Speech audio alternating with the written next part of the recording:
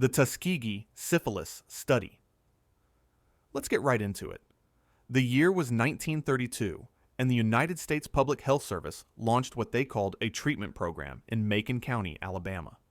600 black men, mostly poor sharecroppers, were recruited with a promise that sounded too good to refuse. Free health care for life, free meals, and burial insurance worth $50. The doctors told these men they were being treated for something called bad blood, a local term that could mean just about anything from fatigue to anemia to syphilis. But here's the thing. 399 of these men actually had syphilis, and 201 didn't. They were just a control group. The men thought they were receiving treatment. What they actually got were regular physical examinations, blood tests, and painful spinal taps that doctors presented as special free treatment. They weren't being treated at all. They were being watched. The researchers, led by Doctor Raymond Vonderlehr, wanted to study the natural progression of untreated syphilis in black men. Then came 1947. Penicillin became widely available and was established as a cure for syphilis. Finally, these men could be cured, right? Wrong. The researchers made a decision. They would continue the study. For the next 27 years, they actively prevented these men from receiving penicillin. They kept subjects from accessing other health programs. They prevented them from joining the military, where they would have received treatment. They even contacted local doctors and listed the subjects as part of the study with instructions. Do not treat. The consequences were devastating. 128 men died of syphilis or related complications. But it gets worse. 40 wives were infected. 19 children were born with congenital syphilis, a completely preventable condition that causes severe disabilities and often death. The study ran for 40 years. It only ended in 1972 when Peter Buxton, an investigator with the Public Health Service, leaked the story to the press. The public was horrified. A $10 million settlement was reached in 1974. President Clinton formally apologized in 1997. But not a single researcher faced criminal charges.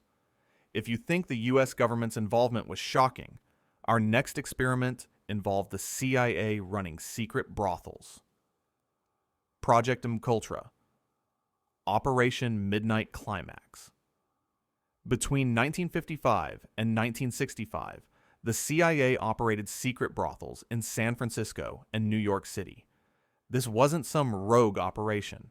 This was Operation Midnight Climax, a sub-project of the larger MKUltra program, and it had one goal: study mind control by drugging unwitting American citizens. Here's how it worked. The CIA rented apartments in San Francisco's Telegraph Hill and North Beach neighborhoods, decorating them to look like brothels with red lights and suggestive art. They installed one-way mirrors and hidden cameras throughout. Then they hired prostitutes and put them on the CIA payroll. The prostitutes would bring men back to these apartments. The men had no idea what was about to happen. Their drinks were spiked with rainbow papers, without their knowledge or consent. Then, as the drug took effect, CIA agents watched through one-way mirrors, took notes, and recorded everything on audio and video. The lead agent, George Hunter White, a Federal Bureau of Narcotics officer recruited by the CIA, later described his role. He said he observed while drinking martinis and wrote in his diary that he toiled wholeheartedly in the vineyards because it was fun. The victims were specifically chosen because the CIA considered them expendable. Men visiting prostitutes were unlikely to report what happened due to embarrassment and the illegal nature of their activities. This made them perfect test subjects for studying how rainbow papers affected behavior, whether it could be used for interrogation, and if it had blackmail potential. But Operation Midnight Climax was just one piece of MKUltra. The larger program included 149 sub-projects testing various drugs and techniques on hundreds, possibly thousands of people. One of the most tragic cases was Frank Olson, a CIA biochemist who was dosed with rainbow papers at a CIA retreat in 1953 without his knowledge. 9 days later, he fell from a 13th floor hotel window in New York City and died. In 1973, CIA Director Richard Helms ordered all MKUltra files destroyed. Most evidence was eliminated. But in 1975, the Church Committee discovered 20,000 documents that had survived because they were misfiled in budget records. That's how the public finally learned what had happened. Dr. Sidney Gottlieb, who directed MKUltra, faced no criminal charges. He died in 1999. George Hunter White died in 1975, also without consequences. The Olson family received $750,000 in 1976, but that was it. While the CIA was drugging Americans, the U.S. government was conducting another experiment in a foreign country on people who couldn't fight back. The Guatemalan syphilis experiments. Between 1946 and 1948, United States doctors deliberately infected over 1,300 Guatemalan citizens with syphilis, gonorrhea, and chancroid. This wasn't an accident. This was a planned experiment funded by the U.S. Public Health Service and led by Dr. John Charles Cutler, the same doctor who was involved in the Tuskegee study.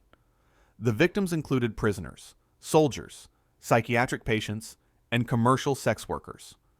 The researchers initially tried what they called a natural transmission method. They paid sex workers who already had syphilis to have sex with prisoners and soldiers. But this didn't infect people fast enough for the researchers' timeline, so they changed their approach. They switched to direct inoculation.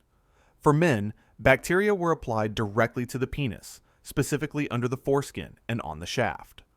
For women, bacteria were applied to the cervix. In both cases, the researchers created abrasions on the genitals first, then poured infectious material directly into the open wounds.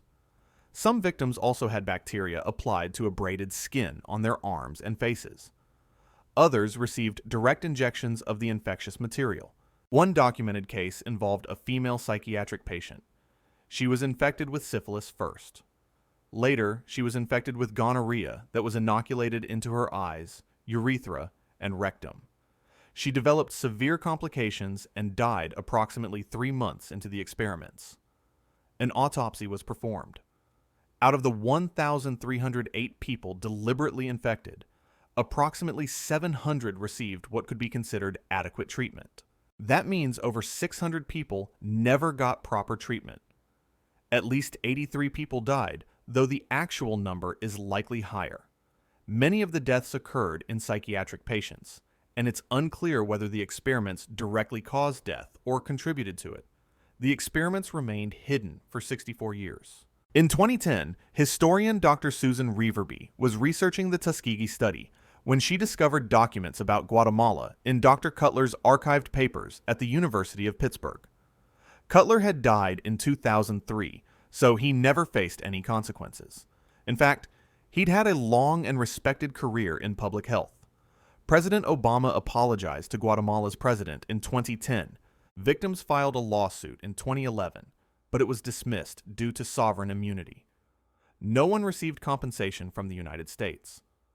These experiments happened in secret, but our next experiment took place in plain sight at a respected institution where parents sent their children for help. The Willowbrook Hepatitis Studies. Imagine you're a parent in the 1950s with an intellectually disabled child.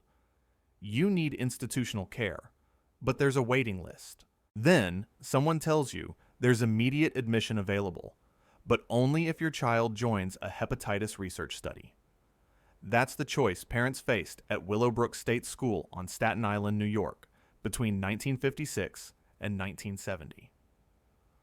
Dr. Saul Krugman, a pediatrician from New York University School of Medicine, was running these experiments. The facility was massively overcrowded. 6,000 residents in a space designed for 4,000. Hepatitis was endemic there due to poor sanitary conditions. In 1965, Senator Robert Kennedy visited and called the place a snake pit. Here's what made this particularly disturbing. General admission to Willowbrook was closed because of overcrowding, but the hepatitis research unit, that was open for immediate admission. Parents desperate to get care for their disabled children were essentially given an ultimatum: consent to the experiment, or have no placement at all.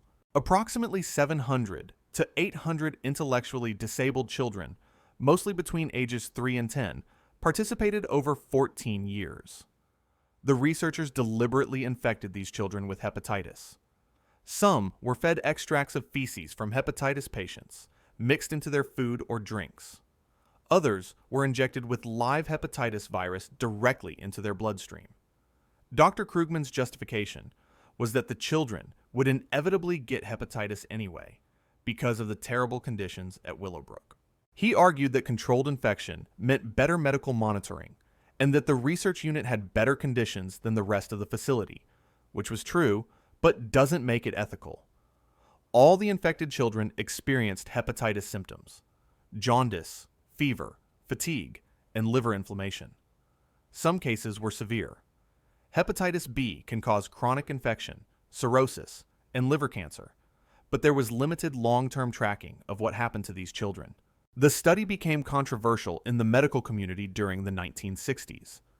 Dr. Henry Beecher published an ethics paper in the New England Journal of Medicine in 1966, listing Willowbrook as an example of unethical research.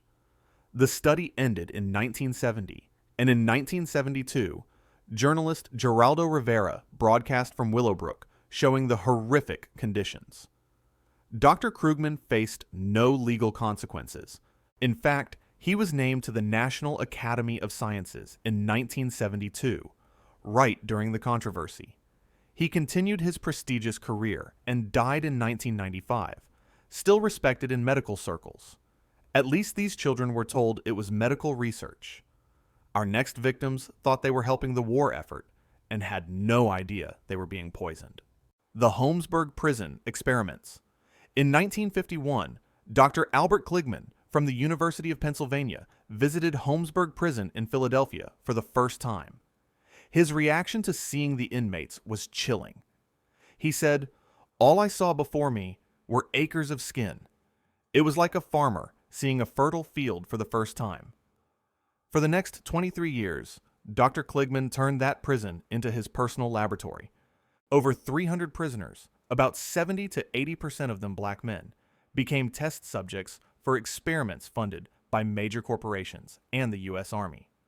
The prisoners were paid between $10 and $300 per study. Significant money that made economically desperate inmates volunteer repeatedly. But what were they volunteering for? Chemical warfare agents, for one thing. During the 1960s, at the height of the Vietnam War, the U.S. Army paid Kligman to test dioxin, the main toxic component of Agent Orange, on prisoners' skin. Patches containing dioxin were applied to their backs and arms for weeks or months. The doses were far higher than environmental exposure. Prisoners developed severe skin lesions called chlorachin, painful rashes, and permanent scarring. It wasn't just military chemicals. Dow Chemical and Johnson & Johnson paid for commercial product testing. Prisoners had experimental pharmaceuticals, cosmetics, shampoos, and deodorants tested on them. Some were given rainbow papers and BZ, a military incapacitating agent that causes hallucinations and confusion. Others had radioactive isotopes applied to their skin or injected into their bodies. The immediate effects were brutal: severe burns, infections, adverse drug reactions. But the real horror came decades later. Many former inmates developed cancers: skin cancer, liver cancer, leukemia, linked to the dioxin and radiation exposure. There was no long-term follow-up by Kligman or the university. Once prisoners were released, they were lost to tracking. The experiments ended in 1974 after the Philadelphia Inquirer published an investigation. In 1984, former inmates filed a class action lawsuit that settled for an undisclosed modest amount. Additional lawsuits in the 2000s were dismissed due to statute of limitations. Dr. Kligman faced no criminal charges. In 1966, the FDA temporarily banned him from conducting drug studies due to violations, but the ban was later lifted. He continued his career, developed the profitable acne treatment Retin A, and died in 2010 at age 93. The University of Pennsylvania didn't apologize until 2018, 44 years after the experiments ended, and offered no compensation. These experiments exploited prisoners' poverty. But our next experiment didn't offer payment. It used military force to hurt soldiers for who they loved. The Aversion Project. Between 1971 and 1989, the South African Defense Force under the apartheid regime had a policy for dealing with LGBTQ soldiers. They subjected an estimated 900 or more service members to what they called treatment, but what was really systematic brutality designed to cure homosexuality. The program was led by Dr. Aubrey Levin, a military psychiatrist who victims later nicknamed Dr. Shock. Soldiers were identified through accusations from fellow service members, entrapment operations in gay clubs and bars, or simply because their behavior was deemed suspicious. Once identified, they had no choice. This was a military order. Refusal meant court-martial and imprisonment. The first method was electric shock aversion therapy. Soldiers were strapped to chairs or beds with electrodes attached to their bodies. Then they were shown images or films of same-sex sexual content while receiving painful electric shocks. The sessions were repeated over days or weeks, attempting to create a negative association through classical conditioning.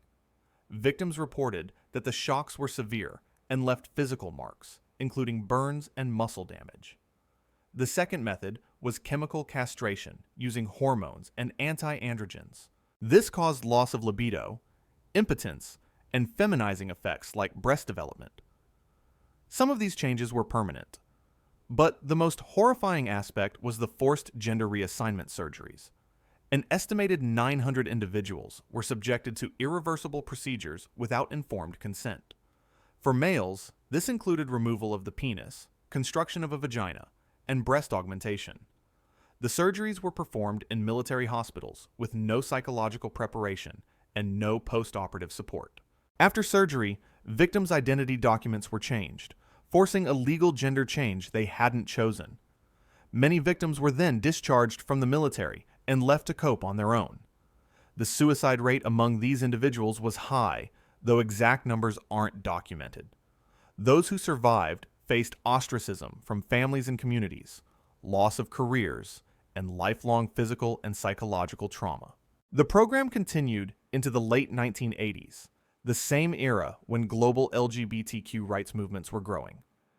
In 1995, as apartheid ended, Dr. Levin fled to Canada.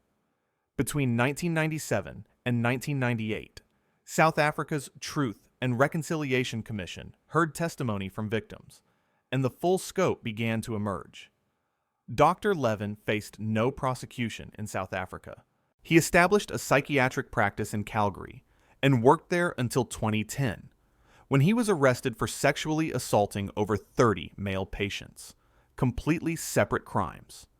He was convicted in 2013 and sentenced to 5 years.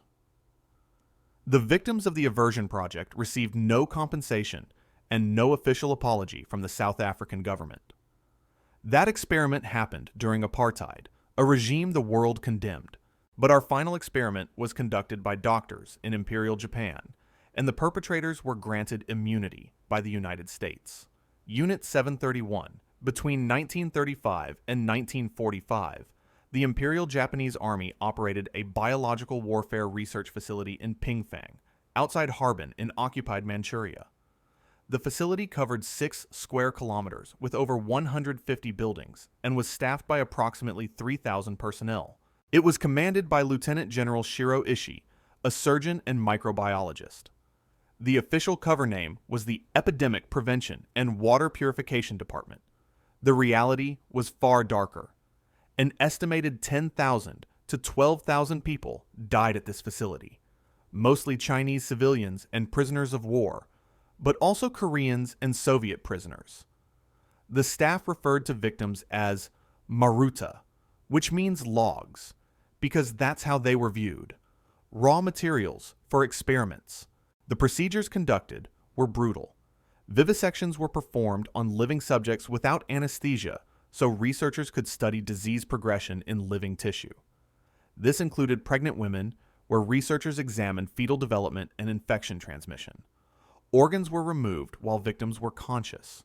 Frostbite experiments involved exposing limbs to extreme cold, sometimes by immersion in freezing water, until they were frozen solid. Researchers then tested different thawing methods: boiling water, fire exposure, or natural thawing, and amputated limbs at various stages to study tissue damage. This was repeated on the same victim until death. In pressure chamber experiments, victims were placed in vacuum chambers, and the air pressure was reduced until death occurred. Reports indicate that organs and eyes ruptured or were expelled from the body. Disease testing involved injecting or exposing victims to plague, anthrax, cholera, typhoid, smallpox, and syphilis. Victims were then dissected at various stages of infection while still alive, so researchers could observe the effects in real time. Weapons testing included grenades detonated at various distances, flamethrower effectiveness studies, and chemical weapon exposure on restrained victims. The survival rate was effectively 0%. Those who survived experiments were typically permanently removed to maintain secrecy. In August 1945, as Soviet forces invaded Manchuria, the Japanese destroyed the facility, permanently removed remaining prisoners, and burned most records. Between 1946 and 1948, the United States granted immunity to Shiro Ishii and other Unit 731 members in exchange for their human experimentation data. Ishii was never charged with war crimes. He lived freely in Japan and died in 1959 at age 67. 12 members captured by the Soviets received sentences ranging from 2 to 25 years, but were all released by 1956. Many former Unit 731 members went on to prominent careers in Japanese universities and pharmaceutical companies. That's all for today. These experiments led to major changes in medical ethics: the Nuremberg Code, institutional review boards, informed consent requirements. These rules exist because people like this existed. Some perpetrators faced justice. Most lived freely. If you want a lighter topic, check out the video on screen. And as always, let me know your thoughts in the comments below.